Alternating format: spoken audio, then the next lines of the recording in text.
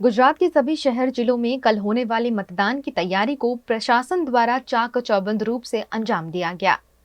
गुजरात के राजपीपला में पिछले 3 महीनों से चुनाव की तैयारी चल रही थी, जिसे आज आखिरी अंजाम दिया गया। नर्मदा जिला प्रशासन द्वारा ईवीएम मशीनों को मतदान केंद्र पर पहुंचा दिया गया है। चुनाव में शामिल कर्मियों को आवश्यक मार्गदर्शन भी दे दिए गए हैं। नर्मदा जिला की मुख्य चुनाव अधिकारी और जिला कलेक्टर श्वेता तेवटिया ने सभी व्यवस्था को जांचा और आवश्यक दिशा निर्देश भी दिए। 21 છોટાઉદેપુર લોકસભા અંતર્ગત નાંદોદ વિધાનસભા મત વિસ્તાર માટે આજે અહીં છોટુભાઈ પુરાણી વ્યાયામ મહાવિદ્યાલય છે ત્યાં આજે સવારના 6 વાગ્યાથી ડિસ્પેચિંગની કામગીરી ચાલુ થઈ છે।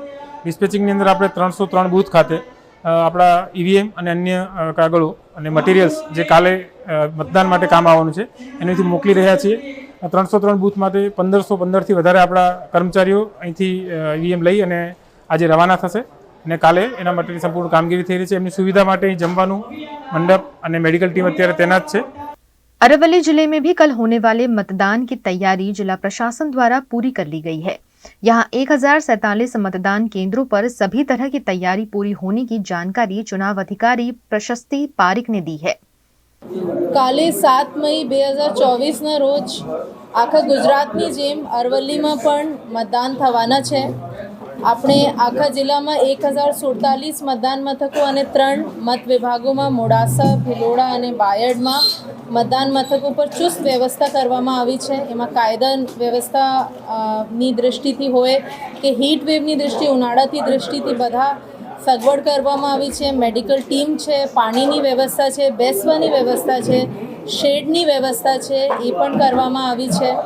અમુક બાબતો જે હું મતદારોથી અપીલને સાથે આપને જણાવવામાં માંગુ છું કે ખાસ ધ્યાન રાખવામાં આવે કે એપિક કાર્ડ જે છે એ આપણે એપિક રેડી રહીએ। એટલે એપિક કાર્ડ ચૂંટણી કાર્ડ હોય અને જે ચૂંટણી કાર્ડ નહીં હોય કોઈ સંજોગોમાં તો 12 અન્ય પુરાવાઓ જે છે ચૂંટણી પંચે જે જાહેર કર્યા છે, માન્ય રાખ્યા છે, એ લઈને આપ વોટ કરી શકો છો। પણ વોટર ઇન્ફોર્મેશન સ્લિપ એ માન્ય રખાશે નહીં આધાર પુરાવા તરીકે। બીજું, મોબાઈલનું સખત પ્રતિબંધ છે। મોબાઈલ કોઈને પણ મતદાન મથકમાં એલાઉડ નથી।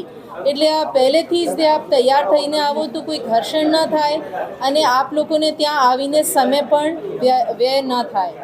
એના સિવાય વોટર અસિસ્ટન્સ બૂથ એટલે મતદાર માટે એક એમની સહાયતા માટે એક બૂથ અલગથી બહાર ઊભા કરવામાં આવ્યા છે, જેમાં બીએલઓ આપને મતદાર યાદી કક્કાવારી મુજબ લઈને બેસશે। મારી આપથી અપીલ છે કે સમય બચાવવા માટે ત્યાંથી આપ આપનું મતદાન ક્રમાંક, નામ જોઈને અને અંદર જશો તો એ સમય પણ બચી શકે છે।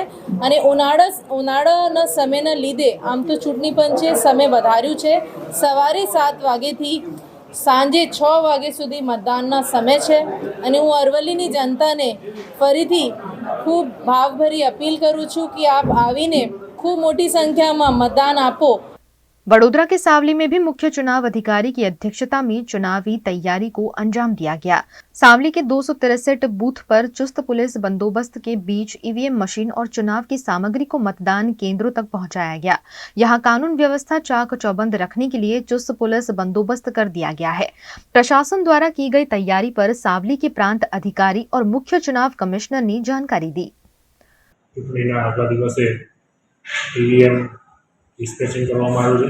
અહીં આગળ જે કોઈ પોલિંગ સ્ટાફ જે છે, જનરલ ઓફિસર્સ છે, પોલીસનો સ્ટાફ છે, માઇક્રો ઓબ્ઝર્વર્સ છે, તમામને ચૂંટણી સાહિત્ય, ઈવીએમ, સ્ટેશનરી, રિપોર્ટ્સ એ બધા તમામ સામગ્રી આપી અત્રેથી રવાના કરવામાં આવેલ છે।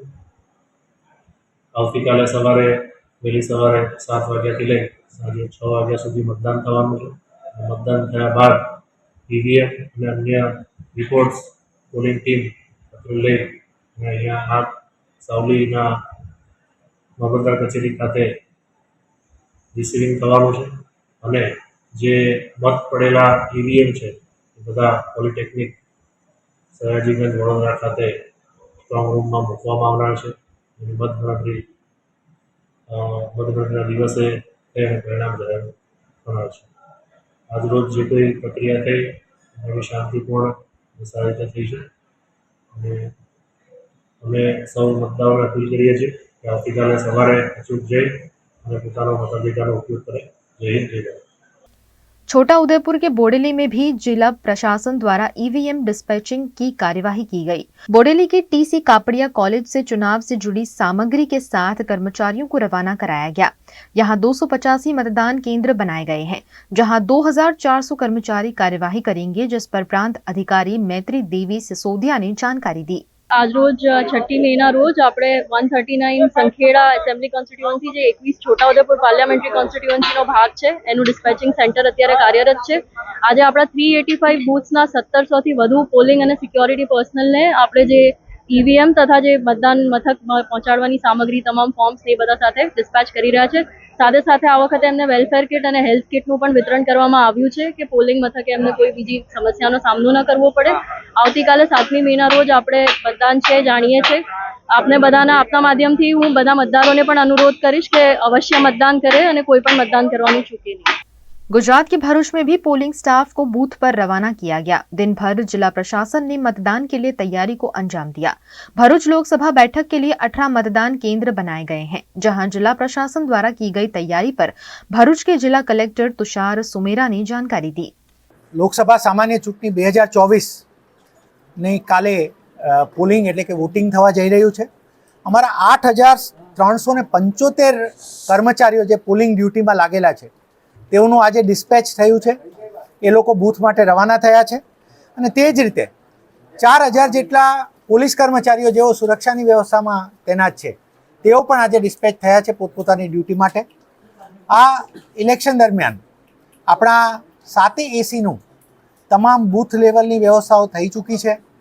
તમામ સ્ટાફ હવે લાગી ગયો છે એમાં, એટલે હવે we are in the final moments of election. આની સાથે સાથે લોજિસ્ટિક્સની પણ તમામ વ્યવસ્થાઓ થઈ છે।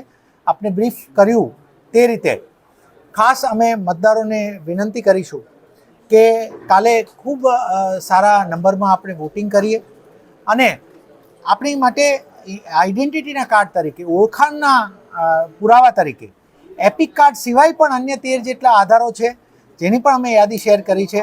તો એ કોઈ પણ આધાર સાથે આપણે વોટિંગ કરી શકીએ છીએ।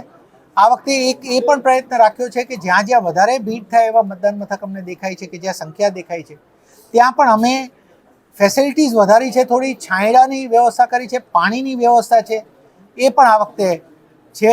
ફરીથી આપના થકી જ્યારે આ પર્વ છે આપણો લોકશાહીનો, ત્યારે નાગરિકો આ પર્વને, એક ઉત્સવને ઉજવે અને ખૂબ સારી સંખ્યામાં મતદાનમાં જોડાય।